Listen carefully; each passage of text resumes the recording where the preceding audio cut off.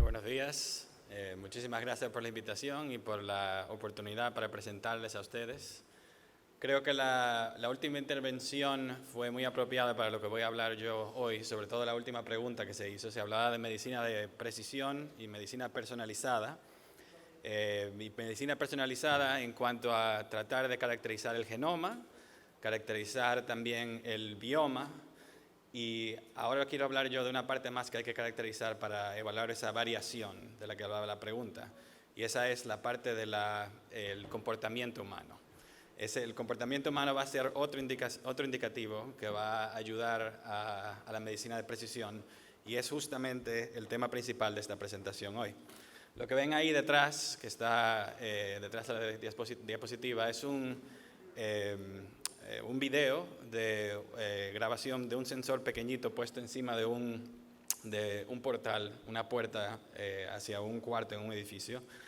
Y ese sensor monitorea distancia desde el sensor hasta el piso o donde caiga la luz. Y con eso estamos midiendo cuántas personas entran y salen de cada habitación, y así podemos controlar cuánto enfriamos y calentamos cada habitación. No sé si todos aquí están cómodos con cómo está el ambiente, el clima ahora mismo, pero se necesita ese tipo de información para eso.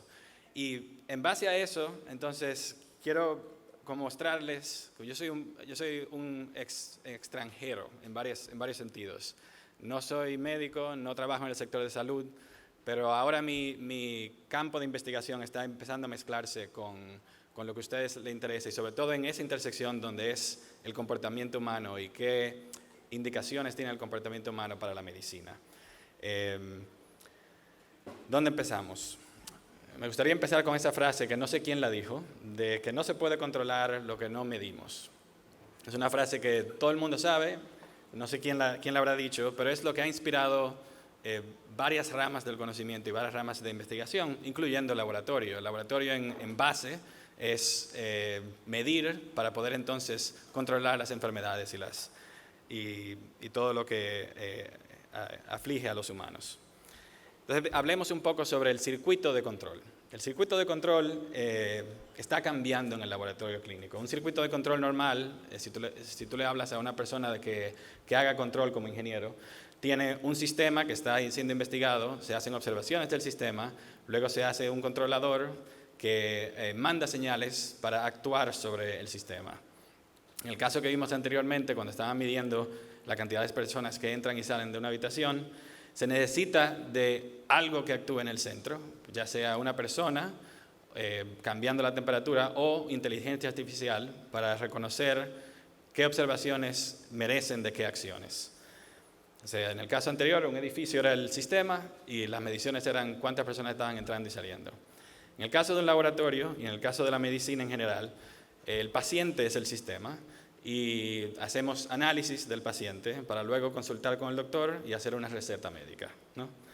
El laboratorio en sí se enfoca más que nada en esta parte del recuadro. Y lo que vengo yo a decir es que esas observaciones que estamos haciendo ahora como laboratorio son bastante complejas y van a ser todavía más complejas en el futuro y mucho más digitalizadas de lo que son ahora. Entonces vamos a investigar qué tipo de observaciones tenemos a nuestra disposición, además del genoma y además del microbioma. Bien, ¿qué es lo que ha pasado en otras áreas antes de llegar al laboratorio? Lo que ha pasado en otras áreas es que con el uso de sensores en general, que están en todos los lados, se ha incrementado la resolución con la cual podemos observar. Es como si tuviéramos una imagen de baja resolución y ahora tenemos una imagen de mucha más alta resolución para poder entonces, con más efectividad, buscar qué acciones pueden controlar el sistema. Entonces la pregunta es, ¿transformará esa inteligencia artificial y esos nuevos dispositivos de observación la operación de los laboratorios clínicos? La medicina que resultará de eso será una medicina de todavía más precisión. A ver, hagamos esto un poco más interactivo. ¿Cuántos de ustedes andan con un móvil, con un celular aquí? Todo el mundo, ¿no? Haríamos esa pregunta hace 15 años y no todo el mundo aquí hubiera respondido que sí. A ver, Algunas personas andan con 2. La próxima pregunta, que no sé qué tanto sea aquí representativo, yo hago esa pregunta en Estados Unidos y ya hay varias gente levantando la mano. ¿Quién tiene algún tipo de dispositivo como un smartwatch? Okay. Digamos que un 10%. ¿Y quién tiene en su casa algún tipo de dispositivo inteligente, ya sea una cámara, ya sea Alexa o cualquier otro de estos dispositivos? ¿Quién tiene? Digamos un 50 o un 60%, ¿no? Este tipo de tecnologías van a añadirse al tipo de información que tiene el laboratorio clínico a su disposición para evaluar cómo está comportándose el paciente. Solamente uno de estos dispositivos puede medir miles de parámetros, incluyendo condición cardíaca, aceleración, que quiere decir cómo estamos caminando, los pasos que damos, todo ese tipo de cosas. Y eso es sentido común ahora. Ya. No era así antes, y ya dentro de 15 años habrá todavía más personas utilizando ese tipo de dispositivos. Y si seguimos mirando hacia el futuro, el tipo de dispositivo que habrá en pocos años será todavía más enriquecedor en cuanto a los datos que da. Hay un colega mío en Carnegie Mellon que está trabajando en pastillas con electrónicos que son ingeribles. Uno puede tomárselas y luego hace mediciones dentro del tracto digestivo. Igual hay dispositivos como urinales que son inteligentes y que miden composición en la orina y ese tipo de cosas. Todo eso viene. Y todo eso lo que va a hacer es enriquecer la cantidad de información que tenemos para hacer diagnósticos. Esta diapositiva que está aquí detrás, yo la empecé a usar en 2010, como prediciendo a dónde iba este campo que se llama el Internet de las cosas. Los celulares que tenemos en el bolsillo, los dispositivos que tenemos en la casa. Cisco predecía que para el 2020, que es el año que viene, habría 50.000 millones, que son billones en inglés, dispositivos en el ambiente, ya puestos. Y yo creo que esta predicción no solamente ha sido acertada, sino que ha sido por debajo de lo que será. Entonces, pensemos un poco en cómo va a cambiar eso el laboratorio clínico de mañana. A mí me parece que el laboratorio clínico de mañana estará no solamente en el edificio donde está el laboratorio, sino estará con el paciente y ofrecerá análisis que son más que descriptivos, son prescriptivos y predictivos. Entonces, un laboratorio como lo tenemos hoy tiene un círculo de acción, una burbuja de acción, en la que hace análisis y requiere de que el paciente llegue a ese círculo y interactúe con el laboratorio. A mí me parece que cuando hagamos el cambio y empecemos a utilizar las informaciones que nos dan este tipo de dispositivos, podemos entonces ampliar el círculo y hacer que el laboratorio se extienda hacia el ámbito de la vida diaria del paciente. Y de eso va la charla hoy. Muy bien, entonces, ¿cómo logramos eso? A mí me gustaría, como no soy médico, como dije antes, y no tengo experiencia en este ámbito, voy a entrar en un ámbito donde sí tengo experiencia, relatar un poco ahí cómo hemos logrado ese tipo de salto en otras áreas y luego volver al laboratorio con un caso de estudio que tengo específicamente este año trabajando en eso y que voy a ir a presentar mañana en Nueva York.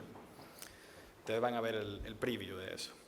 Bueno, uno de mis pacientes no es un humano, sino puentes. Yo trabajo como ingeniero civil con pacientes que tienen aflicciones igual que los humanos, pero son muy distintas. La pregunta es, si tenemos un puente que está muy deficiente y necesita de una intervención médica o quirúrgica en algún sentido, ¿cómo nos damos cuenta de eso antes de que el paciente fallezca? Y el costo que requiere que todos los puentes sean instrumentados y que le pongan sensores a los puentes es sumamente alto. Lo que se ha hecho en los últimos años es que se ha intentado de nuevo conseguir datos de otra manera que sea poniéndole sensores en el paciente, datos que ya están disponibles. Entonces mi pregunta es, si tenemos celulares todo el mundo en el bolsillo que están capturando vibración encima de uno o encima de uno montado en un carro, pudiéramos usar esas vibraciones para determinar cuando el carro pase por encima del puente, ¿qué le pasa al puente? Y la respuesta es que sí, un poco complicado el asunto de cómo procesar esos datos, pero sí se puede. Nosotros empezamos con un modelo matemático de cómo hacerlo, hicimos un pequeño experimento en el laboratorio con un puente simulado y con un robot que pasa por encima del puente con acelerómetros. Y luego de que fue eso demostrado, pasamos a ponerlo en un tren real en la ciudad de Pittsburgh, donde ahora medimos aceleración cada vez que el puente pasa, cada vez que el tren pasa por todos los puentes, y le podemos dar a la ciudad indicación de dónde hay cambios en la estructura del puente que tengan que ser atendidos antes de que pase algo malo. De nuevo, la idea aquí no es tanto que sean puentes, sino que estamos utilizando información que ya existía para hacer diagnósticos que hubiera sido imposible hacer antes. Otro tema, ya un poco más acercado, otro paciente que tengo que está más cerca del que vamos a tratar al final, que de tipo médico, es los edificios. En el paciente que yo tengo es un paciente que solamente requiere de un diagnóstico que le diga, doctor, yo consumo mucha energía. En este caso estoy pensando cómo diría el edificio, ¿no? Consumo mucha energía. ¿Cómo yo cambiaré mi dieta para reducir mi consumo energético? Y ahora mismo esa información no está disponible. Usted paga el consumo eléctrico mensualmente y con ese pago que hace mensual no se le detalla cuánto usted gastó en refrigeración, cuánto gastó en aire acondicionado y además. Entonces la pregunta era, ¿podremos sacar información de ese tipo solamente usando mediciones del consumo eléctrico total? Yo voy a dejar que ustedes respondan directamente enseñándoles algunas diapositivas. Esta diapositiva muestra el consumo total de una casa en la ciudad de Pittsburgh por el transcurso de, digamos, 3 meses. Y junto con el consumo eléctrico que está en rojo, está también la temperatura alrededor de la casa durante ese lapso en azul. Entonces, ¿qué tipo de dispositivo tiene esa casa? Fíjense que hay una correlación negativa entre el consumo eléctrico y la temperatura, ¿no? El aire acondicionado sería bueno aquí, pero la temperatura cuando baja, el consumo eléctrico sube. Entonces, todo lo contrario, una calefacción, un sistema de calefacción eléctrico. Muy bien, pero estas mediciones están tomadas una vez al día. O sea, yo hago una medición completa del día entero y le doy el detalle. Imaginémonos que podemos hacer una medición todavía más precisa. Hagamos esa misma casa, pero en vez de mediciones cada día, mediciones cada minuto. Y esto es un día completo. Entonces, en este caso ahora podemos ver que no solamente se ve el periodo de la noche, cuando está muy baja el consumo, y el periodo del día en todo el resto, sino que también se ven oscilaciones que indican que hay un dispositivo que está encendiendo y apagando, encendiendo y apagando. Y esa es la calefacción. Entonces ya podemos detectar exactamente dónde está la calefacción. Y para llevar este punto todavía más a la conclusión, me gustaría presentar el caso de una máquina de café, de esas que uno le pone moneda y le saca diferentes tipos de bebidas, en este caso por unas horas solamente, pero con la gran diferencia de que estamos midiendo ahora una vez cada segundo, o sea, todavía más preciso. Lo que se puede ver aquí es que también hay oscilaciones, y esas oscilaciones son básicamente una resistencia eléctrica que está calentando el tanque de agua, para mantenerlo caliente, para que cada vez que alguien quiera tomar algo, esté caliente el agua. Pero también, si ustedes son cautelosos y miran bien, hay indicaciones de que hubo una requisición de té en algún momento, alguien pidió café y alguien pidió un mochaccino. Cada uno de esos tiene, como quien dice, un tipo de huella digital que es distinto. Y esa huella digital me permite a mí, con las mediciones totales de la casa, identificar qué dispositivo está encendido en cada momento. Y esta era la idea detrás del proyecto, de conseguir darle al final del mes a cada persona un consumo eléctrico total detallado. Yo tengo una colega, y ya estamos llegando un poco más cerca al caso de estudio en particular de hoy. Tengo una colega que también estudia edificios como pacientes, pero ella está interesada en usar el edificio como un sensor, para entonces investigar los pacientes que están dentro del edificio. Y ella lo que usa es la vibración que causa el caminar de todo el mundo sobre las losas en los edificios. sea, cuando estamos caminando aquí, usted da una pisada y en ese momento hay una vibración que se encamina por todo el piso del edificio y que se encuentra con otras vibraciones de todas las otras personas que están caminando por aquí también. Midiendo esas vibraciones, yo puedo darme cuenta de cuántas personas hay, dónde están, qué tipo de caminar tienen, si tienen algún caminar que parezca que puede ser inestable, que puede predecir una caída. Todo ese tipo de información la puedo yo medir directamente de solamente conseguir vibración en la estructura.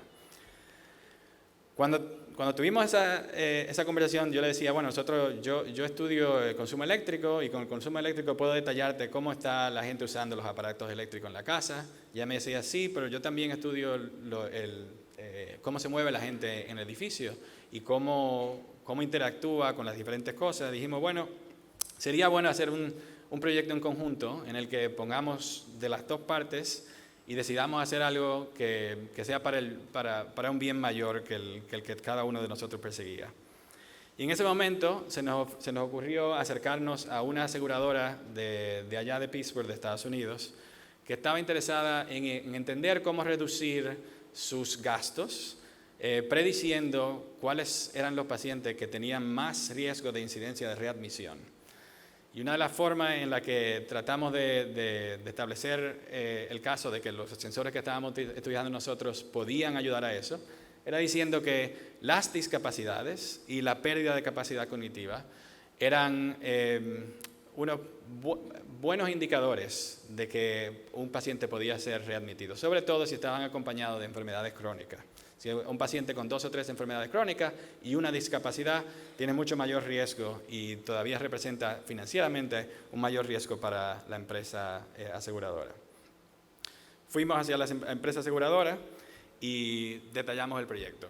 Pero aviso, en este proyecto que voy a detallar yo es un proyecto muy incipiente. No quiero que hagan como el loco que cuando le pidieron que dibujara la luna, dibujó un dedo como el que está aquí, porque cada vez que alguien le enseñaba, ¿dónde está la luna?, le decían allá, y él miraba el dedo, pero no veía la luna. Yo quiero que ustedes vean la luna que está más allá del dedo que voy a presentar yo aquí. Entonces fuimos a donde Highmark, así se llama la compañía aseguradora que financió esta investigación, y la pregunta era, bueno, ¿cuándo se necesita hacer una intervención médica? ¿Cuándo un paciente está listo para hacer una readmisión? Las aseguradoras querían saber eso. Los pacientes también quisieran saber eso para prevenir. Y los pacientes, específicamente los pacientes con enfermedades crónicas, como dije, están en mayor riesgo para este tipo de condiciones y incurren en mayores gastos. Bien, ¿cómo se mide ahora ese riesgo? ¿Cómo se miden las discapacidades y cómo se mide la pérdida de capacidad cognitiva? Ahora mismo es todo un proceso manual que está basado en cuestionarios que se le dan al paciente, encuestas que se le hacen al paciente, así como también una serie de indicadores que prescribe un manual médico llamado el DSM-5. Muy manual. Y de hecho, a un manual muy importante el trabajo que están haciendo estas personas para hacer eso. En específico, el indicador más predictivo que se usa hoy en día es esas encuestas y esos cuestionarios en torno a cómo esas personas se desenvuelven en lo que se llaman las actividades instrumentales de vida diaria.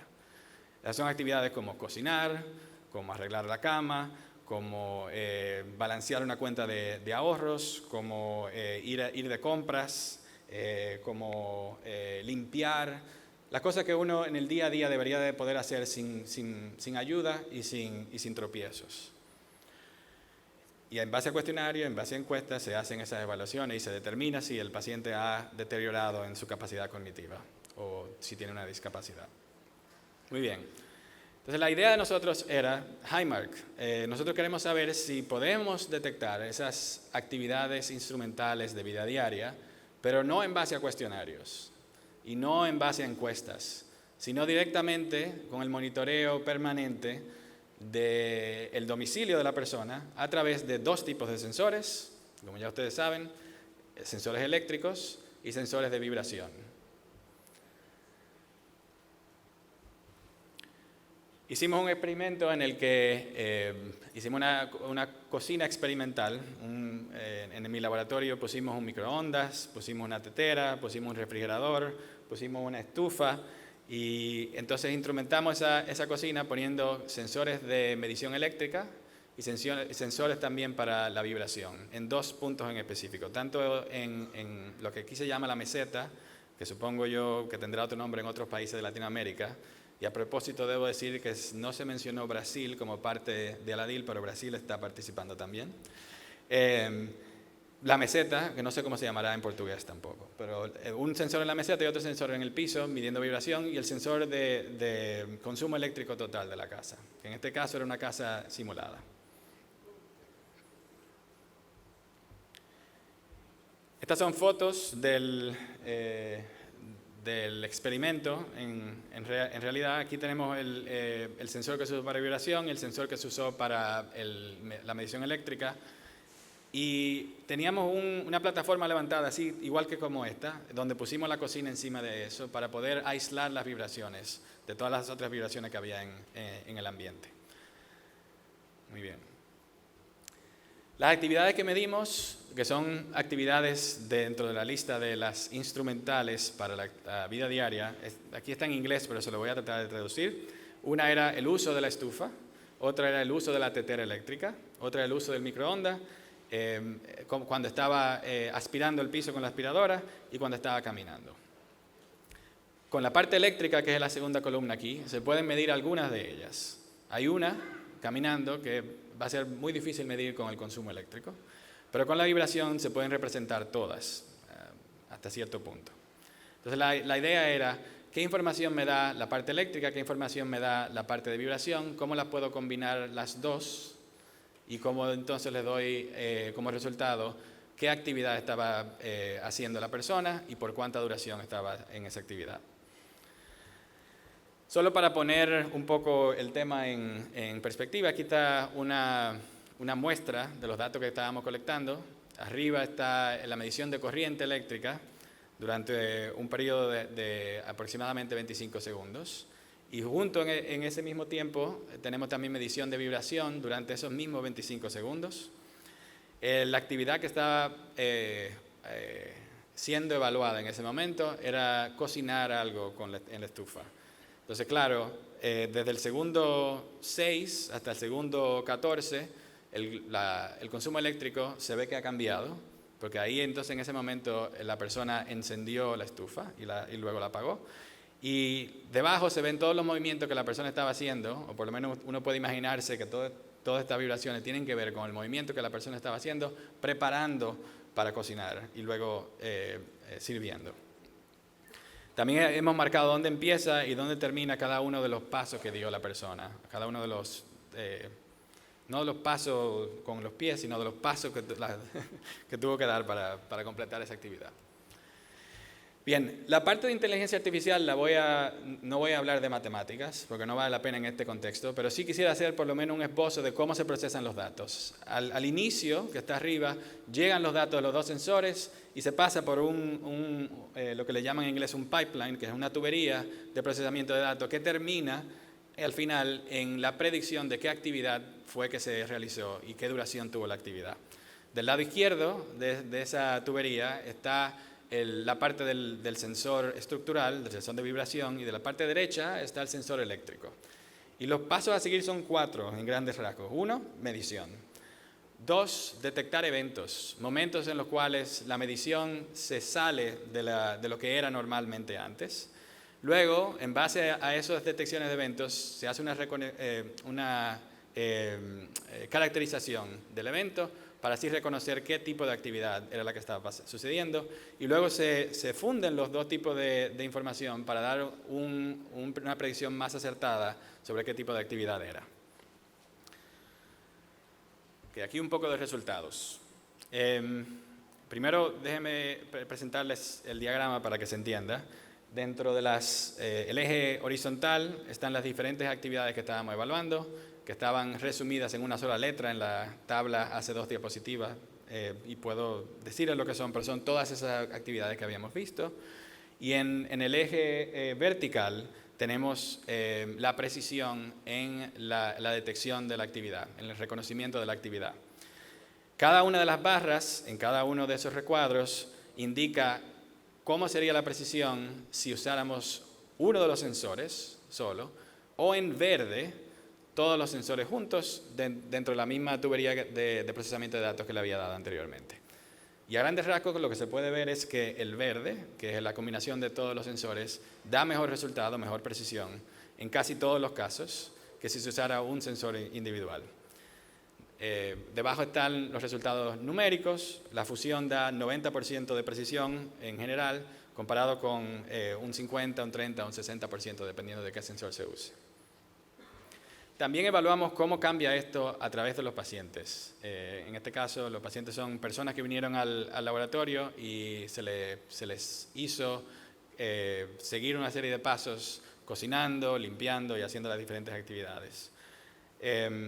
Hay variación entre los diferentes pacientes, pero el uso de los dos sensores al mismo tiempo para predecir hace que la predicción sea más constante a través de los pacientes que si hubiéramos dado uno de los sensores individualmente.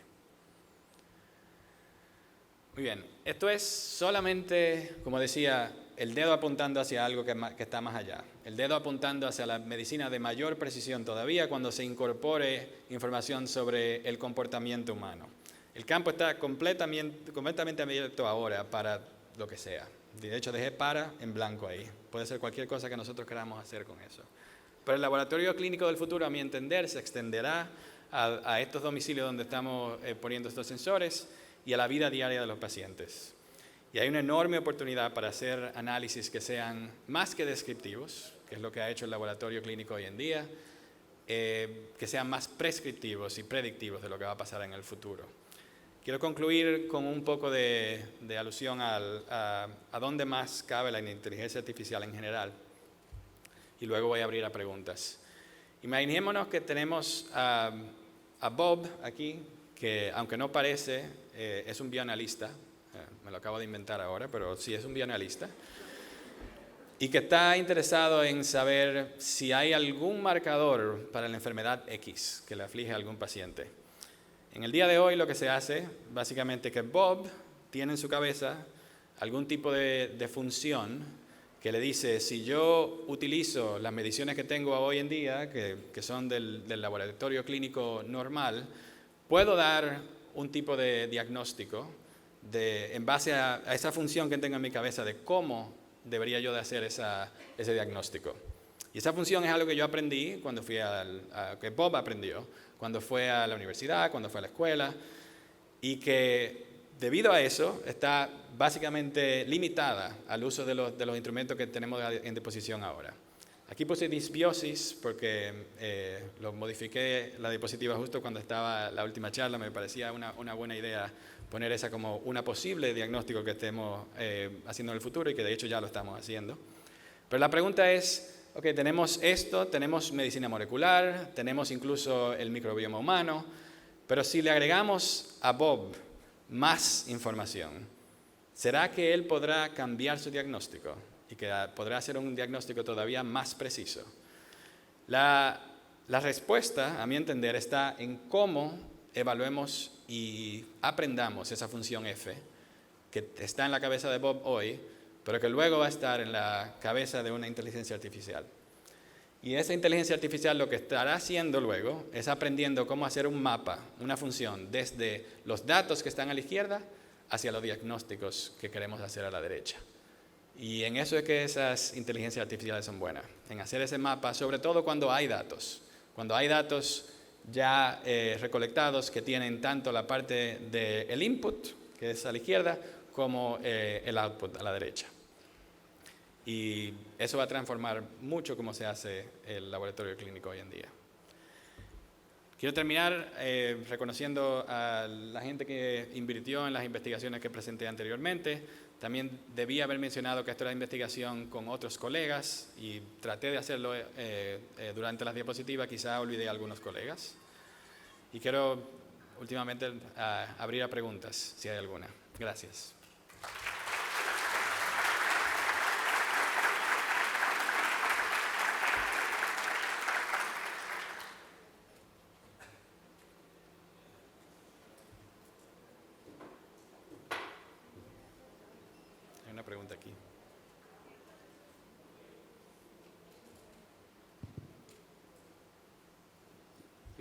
excelente la charla, me parece un cambio de paradigma muy importante que tenemos que tener en cuenta y la realidad es que eso hoy en la medicina está ocurriendo, ya está ocurriendo. Qué bueno. Yo no tuve tiempo para detenerme, pero digamos, uno de los proyectos que estamos trabajando para esto de definir en la medición de microbioma es cuándo tomar la muestra. Estamos desarrollando un portal que interactúa con los relojes inteligentes, con Fitbit y con Garmin, que permiten a las personas que los tenemos ver cuántas horas dormimos, si dormimos bien, qué nivel de estrés, las pulsaciones.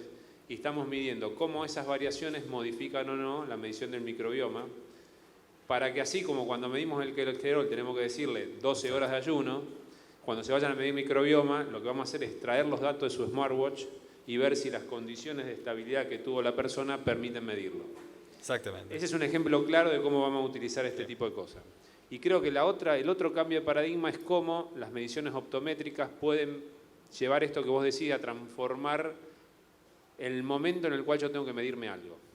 O sea, si ustedes vieron, hay algunas aplicaciones que poniendo el dedo en la cámara permiten medir presión arterial, permiten medir saturación de oxígeno, y hay una que mide el índice de viscosidad de la sangre, que se relaciona indirectamente con el colesterol. No va a faltar mucho para que a partir de toda esta colección de datos, relacionándolo con los datos de colesterol, uno pueda simplemente poniéndolo en el celular, analizarse cotidianamente la viscosidad y ver cuándo ese parámetro está alterado, que nos obligaría a tener que medirnos el colesterol. Y no irlo a medirlo aleatoriamente o una vez cada 3 meses, cuando a lo mejor el problema lo podemos detectar antes.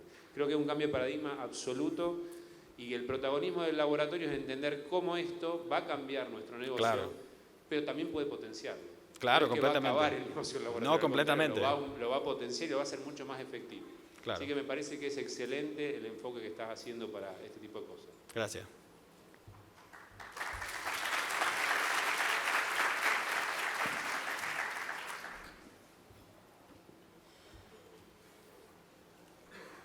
Doctor, déjeme ver si yo entendí un poco de lo que se habló aquí.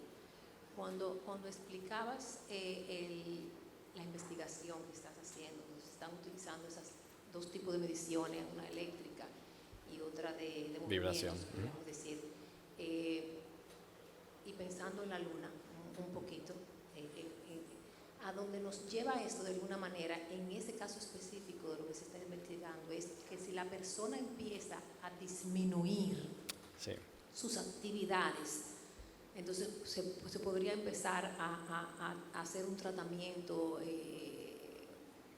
preventivo. Sí. ¿Hay alguna relación también, bueno, quizá no se sabe en este momento, de qué actividades empieza una persona a dejar de hacer primero, que también podría dar una serie de indicaciones de cuáles deberían ser las cosas que se deberían estar haciendo? ¿Estoy correcta en eso? Sí, muy correcto y muy buena pregunta. Como se hace ahora, hoy en día, como dije, y quizá no di muchos detalles, hay cuestionarios establecidos y hay encuestas con un protocolo establecido para ir a donde el paciente y evaluar la condición en la que está con respecto a esas actividades instrumentales de vida diaria.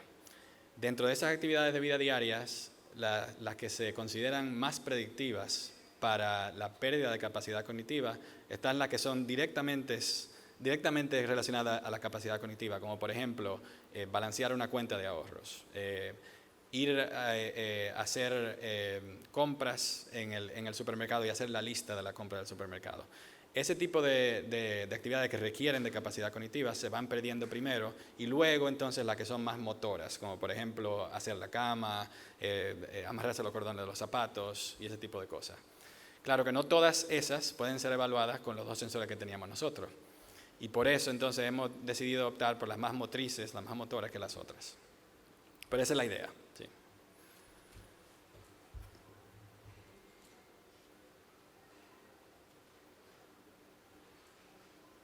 Buenos días, muchas gracias por la presentación. Siempre. Le abre a uno algo que no había, normalmente no escucha sus temas. ¿Qué tan avanzado está esto de los sensores para predecir terremotos? ¿O qué tan efectivo? No sé qué nos puede adelantar en ese campo. Voy a responder como, no como un experto en terremotos, pero como alguien que ha interactuado con expertos en terremotos. Los que saben de esto en mi departamento de Ingeniería Civil y Ambiental dicen que los terremotos son inherentemente impredecibles. No vamos a poder predecirlos completamente. Se puede uno acercar a predecirlos, pero no predecirlos completamente. Y donde se está ahora haciendo investigación es en mediciones distribuidas de vibración, ya sea con smartphones o sea con cualquier otro tipo de dispositivo, en lo cual se pueda entender mejor dónde están los procesos tectónicos que pudieran causar una falla, ya sea por microsismos que hayan en diferentes ambientes que indiquen que hay una falla que esté a punto de causar un terremoto, o por cualquier otra condición. Pero no, si la pregunta es ¿se podrá o no? Hasta donde yo sé no se podrá predecir exactamente. Se pueden hacer, claro, probablemente la mejor respuesta es decir algo que alguien más inteligente que yo dijo antes. Las predicciones son difíciles, sobre todo si son del futuro. Es muy difícil, muy difícil.